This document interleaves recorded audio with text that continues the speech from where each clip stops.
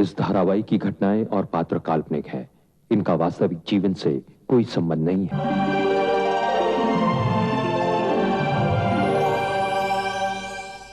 मन नहीं लगता तो तुम उस कंपनी में नौकरी मांगने आ गए हो जहां तुम्हारे बाप की करतूत को इस कंपनी का सारा स्टाफ जानता है। सर शायद आपको पता नहीं, लेकिन पिताजी ने जो कुछ भी किया वो डॉक्टर गजेंद्र के कहने पे किया।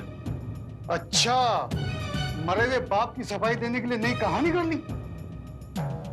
डॉक्टर गजेंद्र ने खुद यहां आकर कमलाकांत के सामने सारी सच्चाई मुझे बताई थी।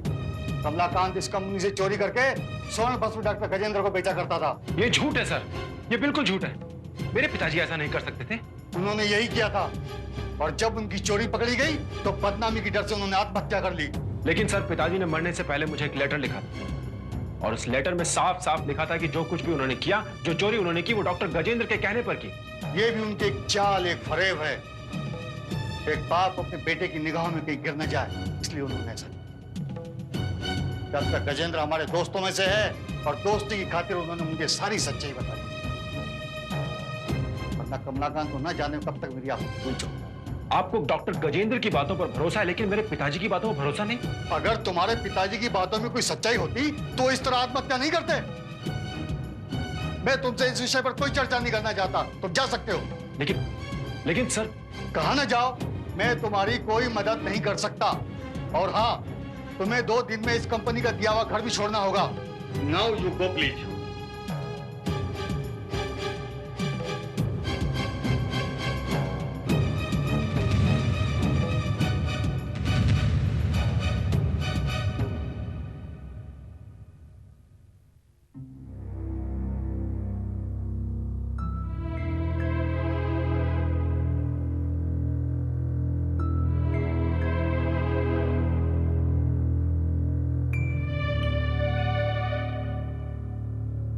आ गए तुम?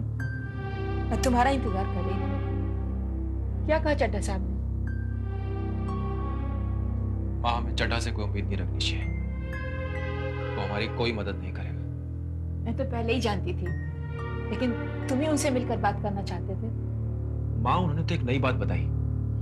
पिताजी चोरी करके स्वर्ण भस्म डॉक्टर गजेंद्र को बेचने गए थे। लेकिन मन, अब इन बातों में उलझने से कोई फायदा नहीं है। किसी के मरने के बाद लोग उसके बारे में इस तरह की बातें करते ही हैं। लेकिन माँ, मरने वाला कोई और नहीं, मेरे पिताजी थे। और उनके बारे में लोग इस तरह की बातें करें, मैं बर्दाश्त नहीं कर सकता। तो फिर क्या तुम अपने पिताजी के लिए सारे शहर से दुश्मनी मोल लोगे? तुम्हें मालूम नहीं है माँ, चड्ढा साहब ने मुझे साफ साफ कहा है कि पिताजी ने उनके साथ धोखा किया है, उनके यहाँ चोरी की है। और चोर के बेटे को अपने यहाँ नौकरी नहीं दे सकते। तो जो कुछ भी कहते हैं कहने दो। अगर वो तुम्हें नौकरी नहीं देंगे तो क्या तुम्हें नौकरी मिलेगी ही नहीं? अगर पूरे शहर में पिताजी के नाम की इस तरह बदनामी हो रही है माँ, तो कौन काम देगा मुझे? सब उस डॉक्टर गजेंद्र की वजह से भुगतना पड़ रहा है। फिर वही बात, तुम डॉक्टर गजेंद्र को जैसा समझते हो, डॉक्टर गजेंद्र वैसे नहीं है। तुम्हें कुछ नहीं मालूम है माँ। हाँ, और तुम्हें अपने पिताजी की चिट्ठी पढ़ के सब कुछ पता चल गया। अगर तुम इसी तरह अपने पिताजी का रोना रोते रहे ना, तो एक दिन हमें भूखों मरना पड़ेगा। तो आप क्या चाहती हैं? मैं उन्हें भुला दूं? मैं तुमसे भुलाने के लिए कब कह रही हूँ? मैं तो सिर्फ इतना कहना चाहती हूँ कि थोड़ा सा प्रैक्टिकल बनकर काम निकालने का तरीका सीखो। अब जो बदनामी हो गई है उसे तो बर्दाश्त करना होगा ना। पता नहीं माँ, मुझे क्यों पूरा विश्वास है कि ये बदनामी डॉक्टर गजेंद्र के कारण ही हो रही है, वरना पिताजी मेरे नाम चिट्ठी लिखकर क्यों जाते? तुम्हें चिट्ठी पे ज्यादा भरोसा है और अपनी माँ के कहे पे नहीं। माँ, क्या तुम्हारे हिसाब से डॉक्टर गजेंद्र पिताजी की मौत के जिम्मेदार नहीं है? क्या उनके कहने पर पिताजी ने चोरी नहीं की थी? हाँ, ये सच है कि उन्होंने ये चोरी डॉक्टर गजेंद्र के कहने पर ही की थी, लेकिन चोर वो कहलाता है जो पकड़ा जाए। तुम्हारे पिताजी पकड़े गए थे, डॉक्टर गजेंद्र नहीं। लेकिन इस वजह से डॉक्टर गजेंद्र का कसूर माफ नहीं हो सकता माँ। आप उन्हें भले ही माफ कर दें, लेकिन मैं उन्हें कभी माफ नहीं करूंगा। मैं उनसे बदला जरूर लूंगा। तुम्हारे ऊपर तुम्हारे पिताजी का असर कुछ ज्यादा ही है। जानते भी हो डॉक्टर गजेंद्र की हैसियत क्या है? हाथ चड्ढा साहब ने किनारा कर लिया है। कल अगर डॉक्टर गजेंद्र ने किनारा कर लिया तो हम कहीं के नहीं रहेंगे। आज ये मकान है, कल को ये मकान नहीं रहा तब क्या होगा?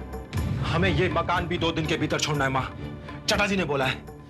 अब क्या होगा? मन, तुम जाके डॉक्टर गजेंद्र से बात करो। अगर उन्होंने तुम्हें नौकरी दे दी तो हमें आसरा मिल जाएगा। ये क्या कह रही हो माँ? हमारे पिताजी के दुश्मन से जाके सहारा मांगू? ये हमारी मजबूरी है मन। मजबूरी में कभी कभी बहुत से फैसले हालात को देखकर करने पड़ते हैं। अगर आज तुम्हारे मन में डॉक्टर गजेन के लिए नफरत है तो रहने दो, लेकिन ये मौका है अपना काम निकालने का। जब नफरत दिखाने का मौका है वो भी दिखा लेना। अभी जाओ और जाकर डॉक्टर गजेन से बात करो।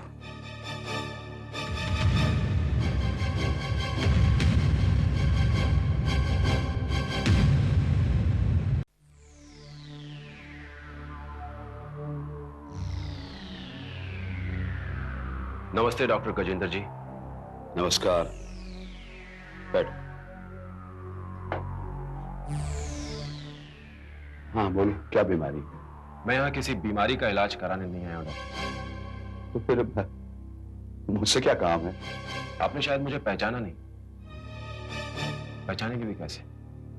मैं आज से पहले आपसे मिला भी तो नहीं। तो अपना परिचय दो, बताओ तुम्हें किसने भेजा है? मुझे यहाँ किसी ने भेजा नहीं है डॉक्टर साहब, मैं खुद अपनी मर्जी से आया हूं। मेरा नाम मनस्वी है, मन, स्वर्गीय कमलाकांत जी का बेटा।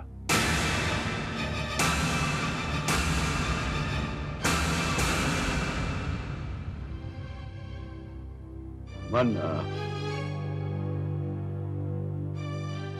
वाकई मैंने तुम्हें बिल्कुल नहीं पहचाना।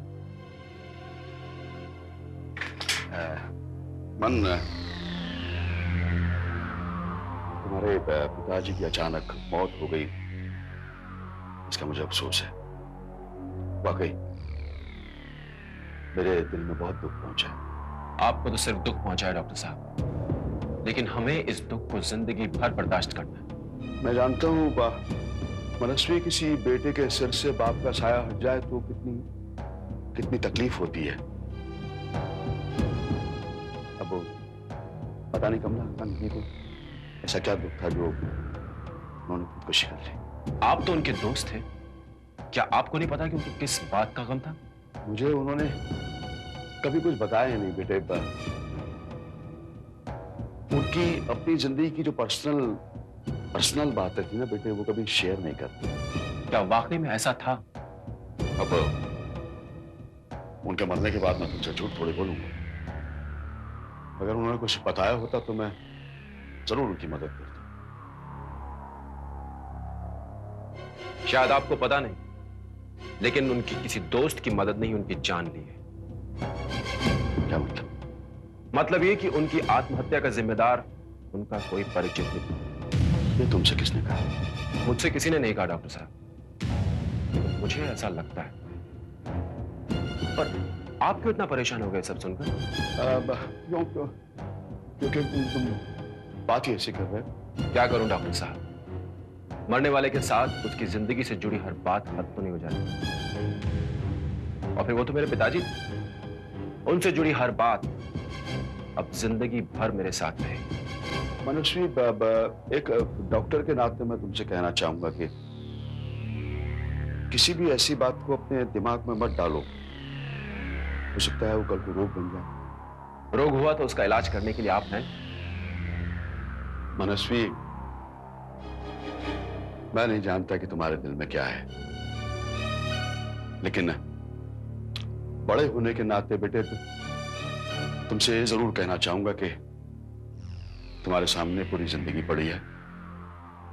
इसलिए जो हुआ उसे भूलकर तुम्हें अपने आप को संभालना है, अपनी मां को संभालना है। उसी की खातिर तो मैं आपके पास आया हूं डॉक्टर साहब।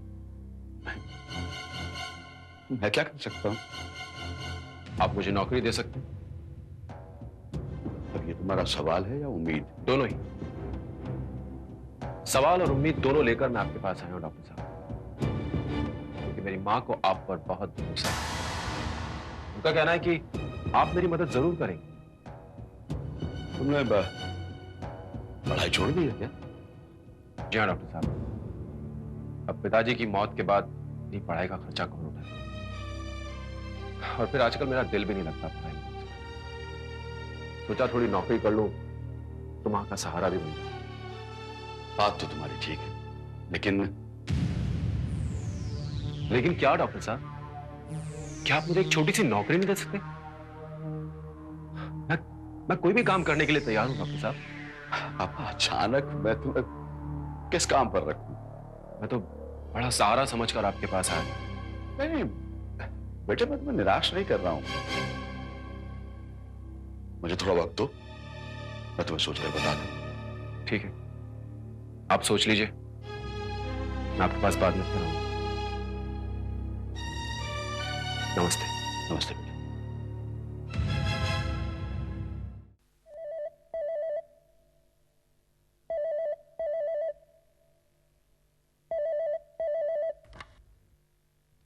हेलो। ये सब क्या है रत्ना? क्यों, क्या हुआ? तुमने अपने बेटे मन को मेरे पास क्यों भेजा? तो फिर और किसके पास भेजती? क्यों? इतनी बड़ी दुनिया में उसे नौकरी देने के लिए मैं ही मिला हूं। ऐसी बातें मत करो डॉक्टर साहब, तुम उसे नौकरी देके कोई एहसान नहीं करोगे। तुमने उसके दिमाग में मेरे खिलाफ पता नहीं क्या क्या बातें भर रखी। वो यहाँ कर न जाने क्या क्या बोल रहा था मुझसे। डॉक्टर साहब, मन को अभी सच्चाई का पता नहीं है। उसे सिर्फ इतना ही मालूम है कि उसके बाप को चोरी करने के लिए तुमने मजबूर किया था, बस। इसके आगे और कुछ भी नहीं। इससे आगे उसे कुछ पता भी नहीं चलना चाहिए। ये तुम मुझसे रिक्वेस्ट कर रहे हो या ऑर्डर दे रहे हो? रिक्वेस्ट कर रहा हूं रत्ना, जो बातें हम दोनों के बीच में हो चुकी हैं उन्हें बार बार दोहराने की जरूरत है क्या? तो फिर ठीक है, तुम उन बातों को कभी भूलना भी मत। मैं कैसे भूल सकता हूँ? तो फिर याद रखो, तुम्हें मन को नौकरी देनी होगी, किसी भी कीमत पर। समझे तुम?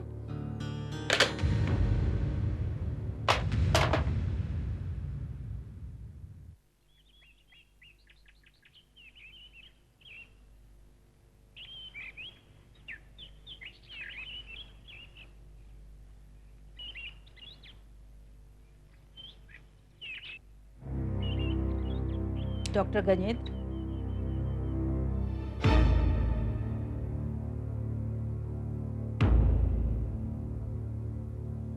क्या सोचा तुमने?